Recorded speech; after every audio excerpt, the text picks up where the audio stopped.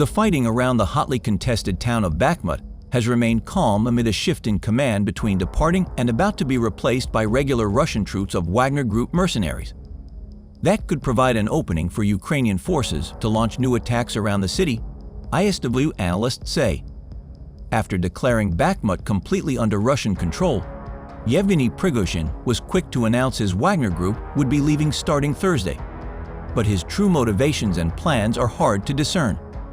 According to the latest official information from the Ukrainian military, Ukraine has recaptured more than 20 square kilometers around the town, including positions that Russian forces have held since February. When the Ukrainians first advanced around Bakhmut, there was chatter among Russian military bloggers that this was the start of a much-anticipated Ukrainian counteroffensive.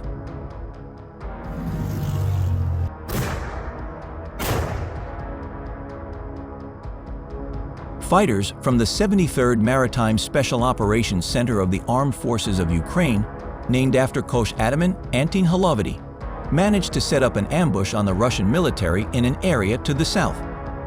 The press service of the units and command of the Special Operations Forces of the Armed Forces of Ukraine reported this on their page on the social network Facebook, publishing the same video.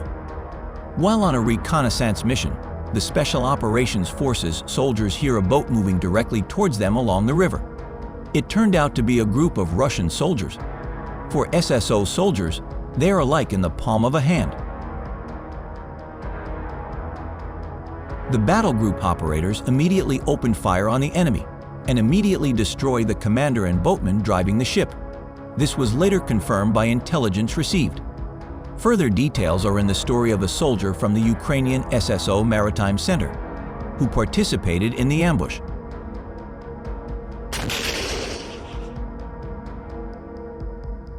Another video also shows the destruction of the Colonial ammunition logistics warehouse in the forest towards Lymansky.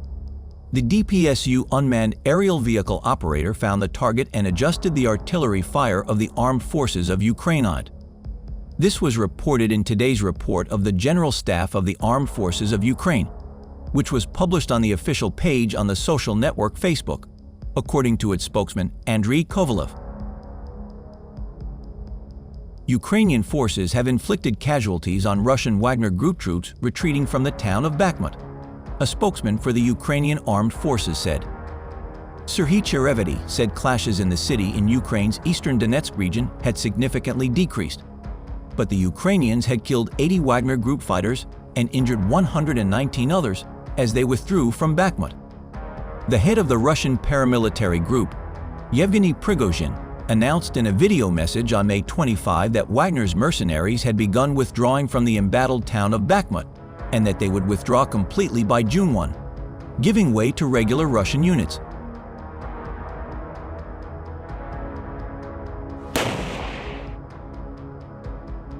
Also recently, a video shows K2 battle group fighters of the 54th Separate Mechanized Brigade named after Hetman Ivan Mazepa destroying a modern T-90M breakthrough tank from the Russian invaders. K2 announced this on its YouTube channel, publishing a relevant video. A breakthrough at Kapanera was spotted by aerial reconnaissance during the day. During the night, an attack drone flew to the location, relatively speaking, and accurately dropped 3 small incendiary grenades on the tank. After that, the quadrocopter reloaded again, flew again to the target, and this time accurately dropped the same 4 small grenades onto the tank. Oddly enough, after that the rear and turret caught fire on the Proriva.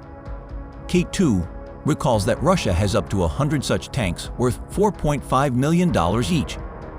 After all, taking out a tank with a small VOGA loading from an automatic tripod or underbarrel grenade launcher is awesome. At least have some kind of octocopter that can carry anti-tank cumulative grenades.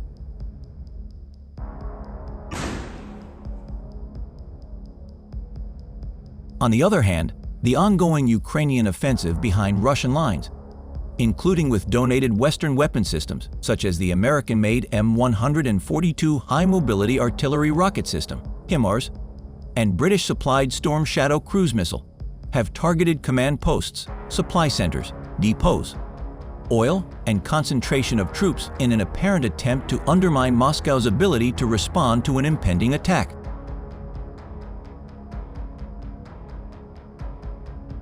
The General Staff of the Ukrainian Armed Forces reported on May 31 that Russia had lost 207,910 soldiers in Ukraine since the start of its full-scale invasion on February 24 last year.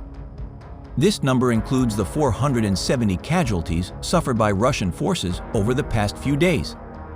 Zelensky said this week that a decision has been made about when troop movements linked to the counteroffensive will start, while presidential advisor Mykhailo Podolyak said earlier this month, "Everything that is happening now is a precursor to a counteroffensive, a necessary precondition."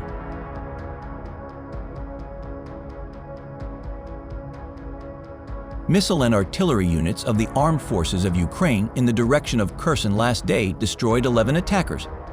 A 152mm self-propelled artillery installation, Mr. S, a 120mm Taudhowitzer D-30, a light motorboat, and 3 Russian invader cars. This was reported by the Press Service of Operations Command South today in a report published on the Facebook page. Meanwhile, Wagner's group is engaged in a bloody battle for Bakhmut since the summer of 2022. Their recent withdrawal came after Prigozhin released several videos aimed at Russian Defense Minister Serhii Cherevatyi and Chief of the General Staff Valery Gerasimov, accusing them of deliberately depriving his fighters of ammunition supplies. Prigozhin said in an interview with pro-Moscow blogger Konstantin Dolgov, published on May 23, that the Wagner Group had lost thousands of fighters in the battle for Bakhmut. The U.S. estimated in February that more than 30,000 Wagner mercenaries had been killed since the start of the full-scale invasion of Russia. Russia last week celebrated Bakhmut's capture, even though Ukrainian President Volodymyr Zelensky has dismissed claims the industrial city is completely under Russian control.